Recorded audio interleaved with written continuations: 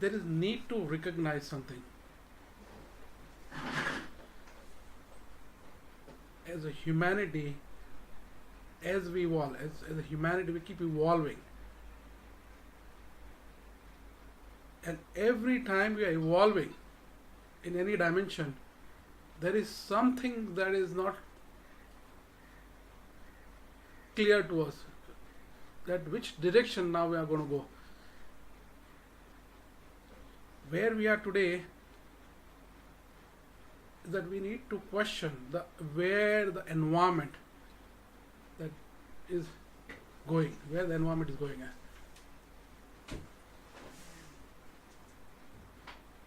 And where we are right now regards our environment, where we were 100 years back.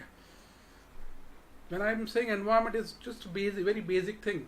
The air, water and the soil right now.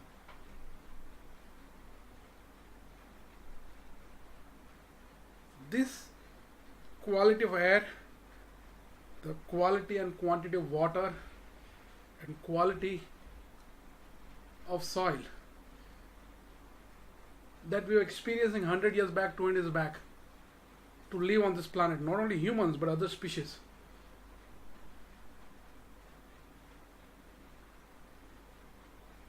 What that experience has altered how much? Right now what we experiencing that. For us as a human and for other species also. And if we don't recognize whatever is going on, what will be our experience in next 10 years, 20 years, 50 years? There is need to recognize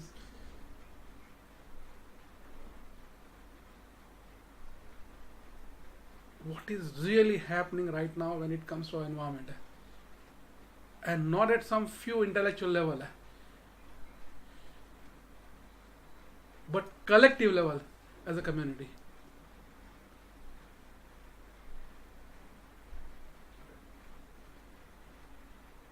And the chemical, which has been a very integral part of human civilization, this industrial civilization. This industrial civilization that we have, which primarily got built over the last 100-150 years. Chemical is such an inherent part of our existence. And the magnitude and size in which we consume for our lifestyle is mind-boggling.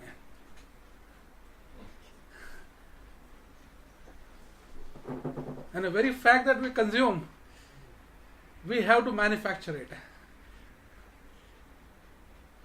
And the way it is manufactured, where it is manufactured, what kind of knowledge is used to manufacture that.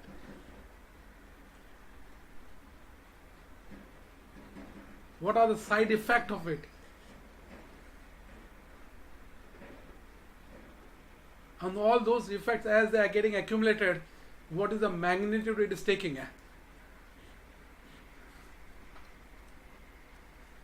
Needs to be recognized. This is not about whether it's right or wrong, but needs to be recognized. As a community, not few individuals.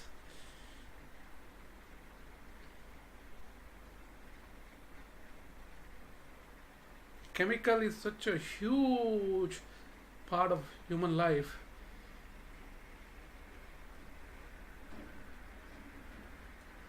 And all the benefits that human life is deriving from it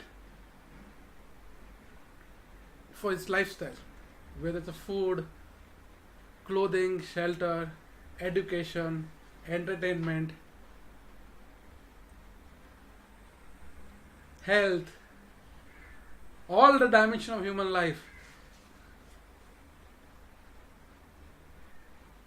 If chemicals won't be there, those dimensions where they won't be having the way they are right now having it.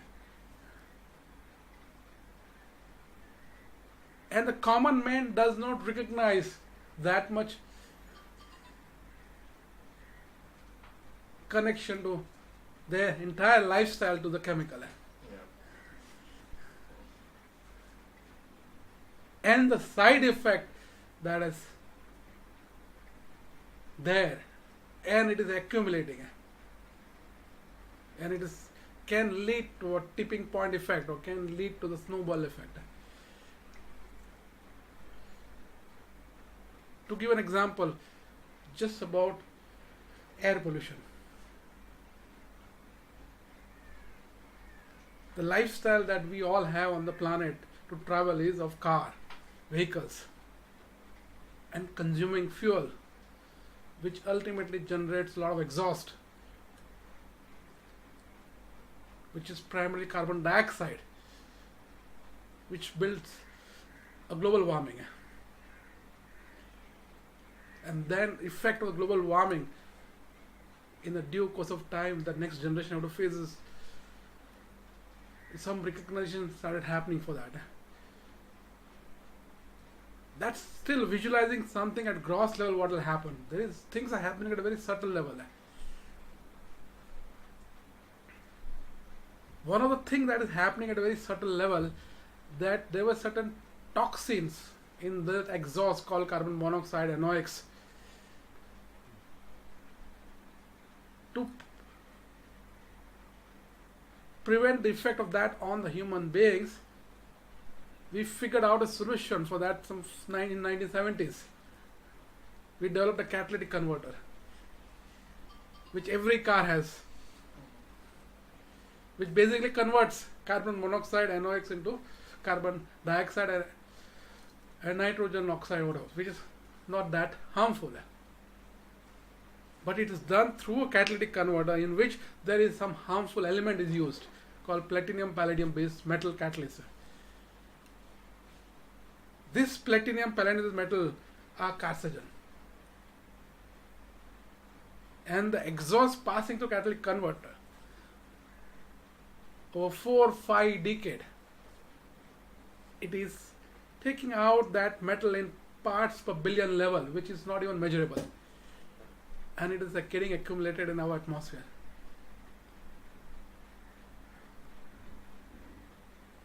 And that is very clearly now seen the percentage of cancer patient going up in the planet.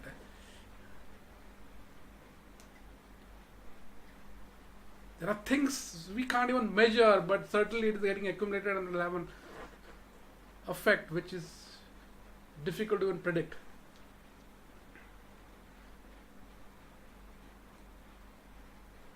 Let's look at the water.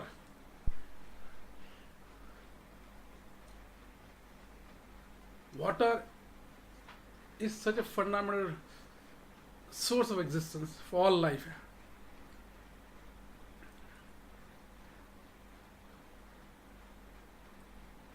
And water is getting contaminated with alarming rate.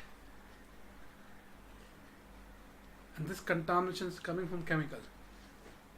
And the size of magnitude of chemical that we manufacture on the world, all those manufacturing activity, any application activity, somewhere leaving behind a lot of unwanted chemical in the water.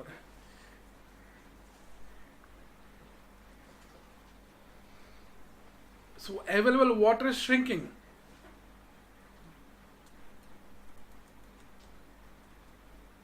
By virtue of the shrinking of the green cover on the planet. So actual water that is available to human beings is shrinking, which they can use. Because primarily we are shrinking the green cover. And whatever water is available is getting contaminated by chemicals. Plus the consumption of water is going up by virtue of lifestyle. And the number of people are going up.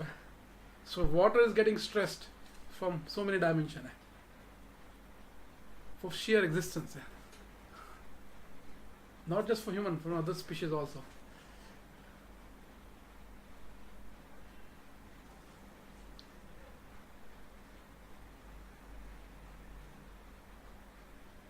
The soils are getting alarmingly contaminated by chemicals.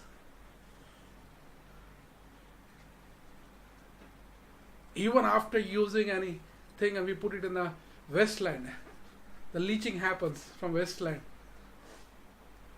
in the soil, and soil keeps getting contaminated. So every 1 kg of material that we use nowadays in our lifestyle, that we buy it and bring it to our house, within 6 months it gets to the trash. And that 1 kg of material that we bought from the market actually leaves behind almost 70 to 80 kg waste footprint. Because when we mine from the natural resources and then you keep putting it into various processes, the waste gets created in every process.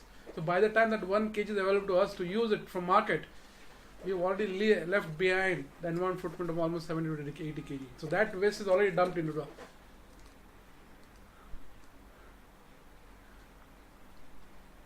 This is the reality. And it's getting stronger and stronger.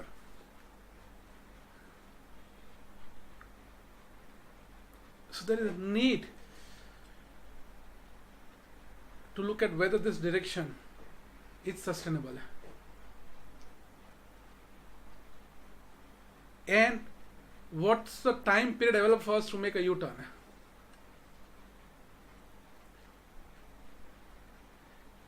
And if we have to make a U-turn, what should be the way? What are the things that we have to address first?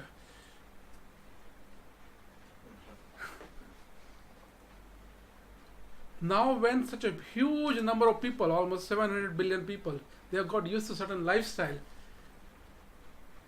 And those who don't have that lifestyle, they think those who are following lifestyle, that's the lifestyle. This is a huge momentum.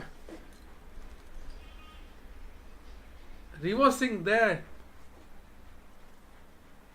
to follow a different lifestyle is going to be a big social science challenge.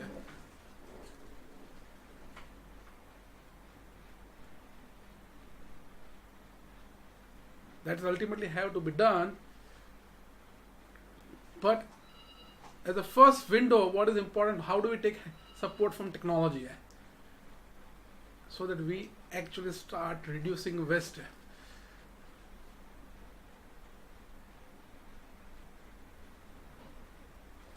And all the manufacturing of these chemicals, how do we use technology? How do we use next generation knowledge, which will allow us to manufacture those chemicals at the same time with very little environmental footprint?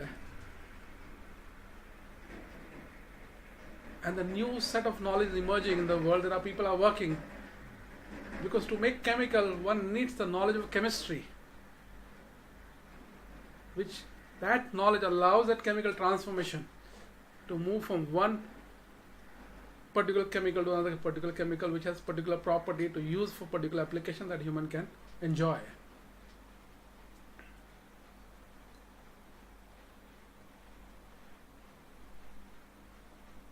So there is a whole new field of chemistry which has emerged since 1990. There are two pioneering scientists by name Professor Paul Anatus and Dr. John Werner. They brought this field into existence when no one was aware of it. And that name to this field was given green chemistry, different than the synthetic chemistry.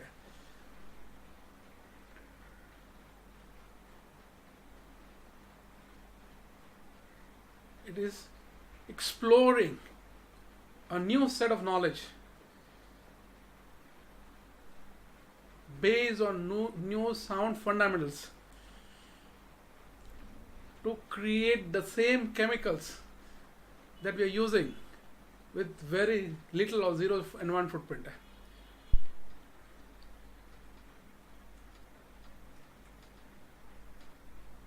There is a need to create an awareness of this field amongst children and amongst teachers and amongst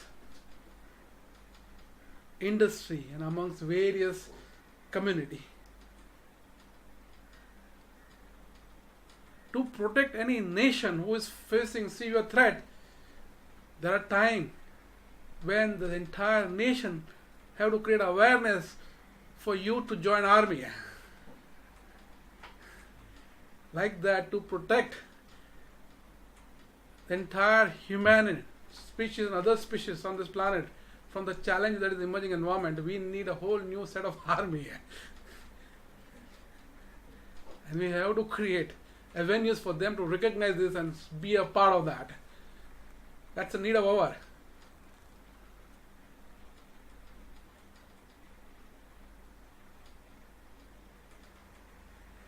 At Green Chemistry Foundation, we are taken on to create this awareness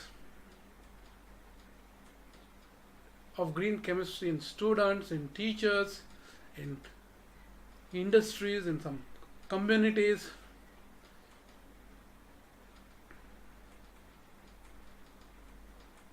So how do we take it to masses? For that, what we have been doing is to organizing various seminars, conferences, exhibitions.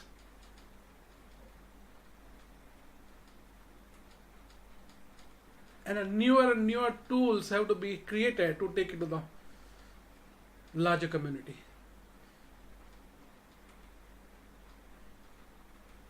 One of the things we do and it's been consistent for since last 8 years, we started in 2009, we create a huge convention for industry people, because that's the first people we want them to get this, because that gives immediate benefit to society. If the industry starts practicing, there is no time to wait. We'll teach the children today, then they'll go to college, it will be taught there, and then they'll come to industry. It will be 2-decade journey. The first priority is to get the industry guy on the board, because they, right there, they can impact.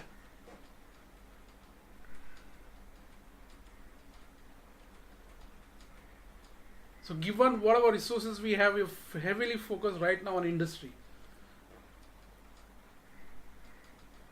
Sensitizing industry, making them see the benefit that waste, what they're calling waste, actually it is not a waste, it's their profit.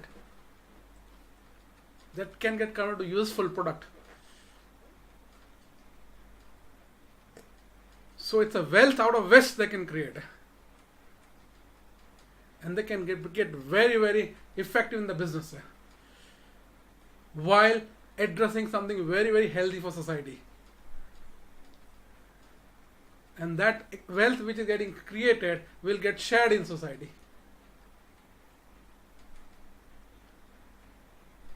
So it's a very, very win-win situation if industry gets into it. In today's very challenging time industry is going through. Closing remark, Huh? make a closing remark. Just give from my Yeah. Give me one tangible example of when you're saying creating wealth from waste. Yeah, just look at the pharmaceutical industry. It's such a huge industry. It's a $1 trillion industry. Most unethical. And it gives the magnitude of health challenge that we're facing. More than 1 billion kg of active pharma ingredient is manufactured, which is basically chemical, in the world. And it is growing at the almost 12 to 13% growth rate. And it uses the knowledge to manufacture that. It uses the knowledge of chemistry, average 7 steps of chemistry. Every 1 kg of raw material that's put in and passed through the various stages of chemistry, it's supposed to pack almost 1 kg of finished product. It is only packing 0.3 kg of finished product. 0.7 kg of material is getting gutted. No. And it is getting into our environment as a complex, sometimes complicated chemical. Even after so much of leakage, the pharmaceutical industry is one of the most profitable industry. So if they tap this, how that waste can become still a significant wealth and even the cost of medicine can be brought down with a less environmental footprint for the society. The E factor, the kg of waste that is created per kg of final product pharmaceutical industry packs, we call it E factor. That what is the? It's the highest among all the chemicals. It's on order of 100 kg of waste created per kg of final product of pharmaceutical. But when the common man buys the medicine from the chemist shop, it is so clean and neat for them. And they are willing to pay any price for it. But actually they have no idea how it is manufactured and what happens when it goes through all the steps and what kind of waste gets created and where those wastes are going.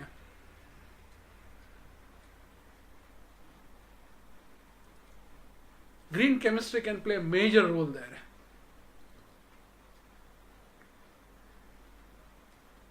Because to asking all human beings to shift to some alternative medicine like Ayurveda or homeopathy, it's not an answer.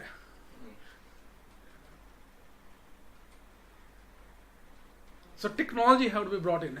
A new knowledge have to be brought in. So how green chemistry will impact? I mean, give me an example where I can... The green chemistry is primarily the way that chemical transformation is done, which was ineffective.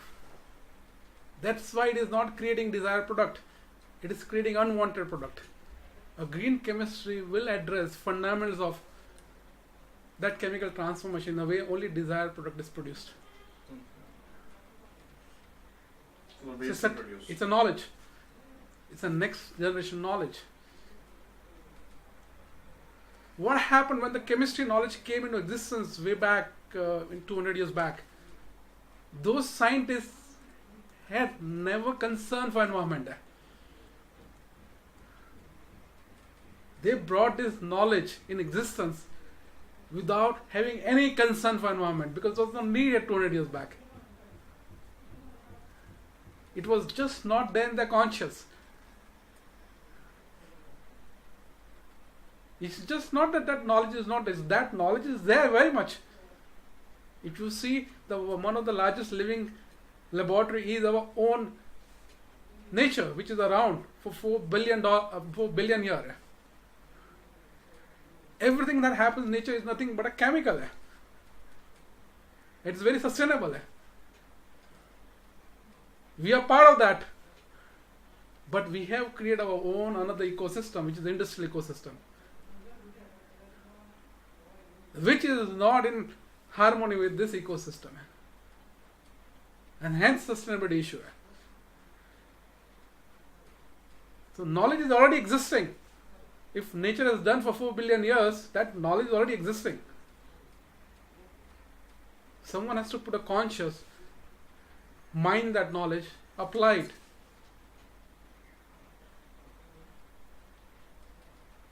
And that's the field has to arise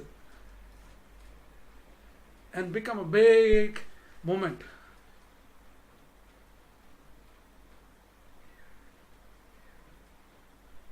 It is absolutely possible if something of such a magnitude, which is going on sustainably for 4 billion years, it has figured out all the knowledge. We moved away from that.